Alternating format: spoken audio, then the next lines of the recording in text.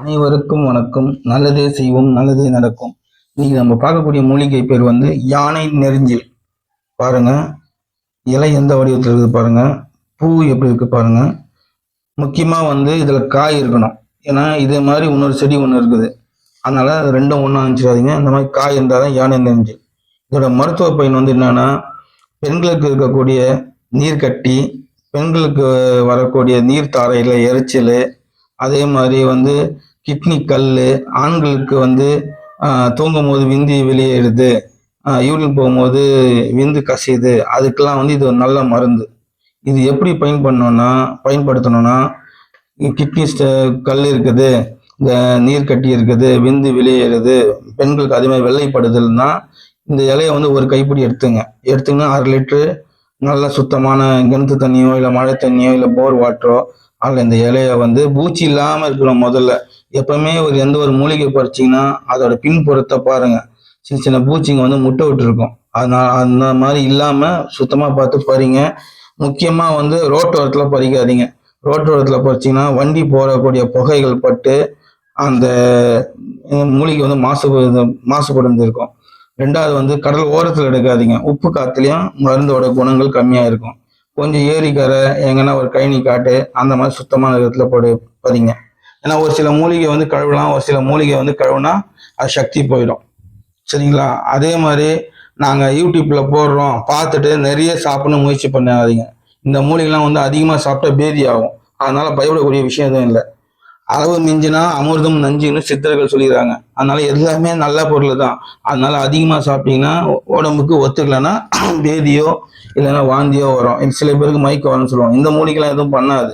அதனால மூலிகையோட குணங்களை முதல்ல அதோட தரங்களை சரியா பாருங்க. சரிங்களா? அப்போ இதோட மருத்துவ பயனுக்கு வருவோம். அந்த மாதிரி 1/2 லிட்டர் தண்ணியில இது ஒரு கைப்பிடி இலையை செழிப்புங்க. கொஞ்சம் கொஞ்சமா சாப்பிட்டு பாருங்க. இந்த மருந்து செஞ்ச உடனே ஒரு 2-3 ஹவருக்குள்ள சாப்பிட்ருங்க. இல்லை அதுன்னு கம்மியாக செஞ்சீங்க, ஒரு நாள் நைட்டு வச்சு சாப்பிட்டேன், மறுநாள் சாப்பிட்டேன்னா இந்த மருந்து வேலை செய்யாது. அந்த தண்ணியானது குழப்பு நீர்த்து போயிடும். வெண்டைக்காய் எப்படி கழுவுனா குழன்னு இருக்கும், அந்த மாதிரி ரொம்ப குழன்னு வரும். சரிங்களா? இது ஒரு பகுதி. ரெண்டாவது இந்த மஞ்சள் ஆகிற பூவை ஒரு 100 கிராம் 150 கிராம் சேகரிச்சு ஒரு 50 கிராம் நெய் விட்டு கடாயில கொஞ்சம் மெத்தமான எல்லாம் வறுத்து எடுத்துங்க. பூ ரொம்ப கருகாம வறுத்து எடுத்துங்க. அதே மாதிரி இந்த காய்,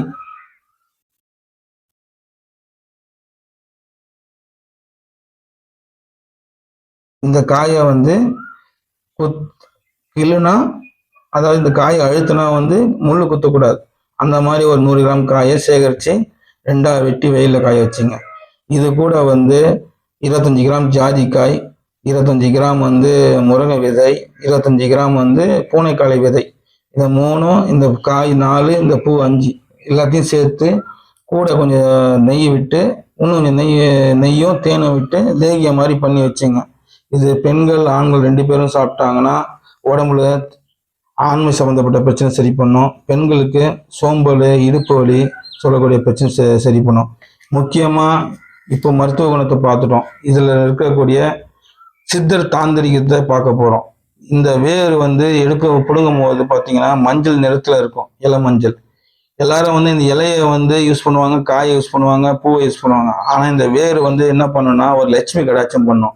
அமாவாசை, பௌர்ணமி, இல்லைன்னா நல்ல வெள்ளிக்கிழமை, வியாழக்கிழமை, குரு ஓரையில, இல்லைன்னா ஒரு நல்ல ஒரு அமிர்த யோகத்துல இந்த செடிக்கு காப்பு சாப நிவர்த்தி காப்பு கட்ட தெரிஞ்ச பண்ணுங்க. அப்படி இல்லைன்னா உங்க குலதெய்வத்தை வணங்கிட்டு கொஞ்சமா மஞ்சள் தண்ணி தெளிச்சுட்டு இந்த செடியை ஆணி வேறு அறாம புடிங்க எடுத்து வந்துருங்க. போய் வெயில் காலத்துல நல்லா வளர்ந்துருக்கும் அந்த மூலிகை. ஆனா புடுங்கினா வராது. கொஞ்சம் தண்ணி கிண்ணி முதல்ல விட்டுட்டு வந்துடுங்க. புடிங்க எடுத்துன்னு இல்லை மஞ்சள் கூட கொஞ்சம் ஜவ்வாது அத்தர் தடவி கொஞ்சம் நூலை சுற்றி நிழல் காய்ச்சி போட்டுருங்க. சின்னதாக எடுத்தீங்கன்னா ஃபர்ஸ்ட்ல வைங்க, பெருசாக எடுத்தா எங்கன்னா பூஜை ரூமு இல்லை பேக்ல வைங்க. பணம் வரவு நல்லா பண்ணி வைக்கும். இது ஒரு லட்சுமி கடாட்சம் மூலிகை. இது சித்த சொன்ன முறை. நன்றி, வணக்கம்.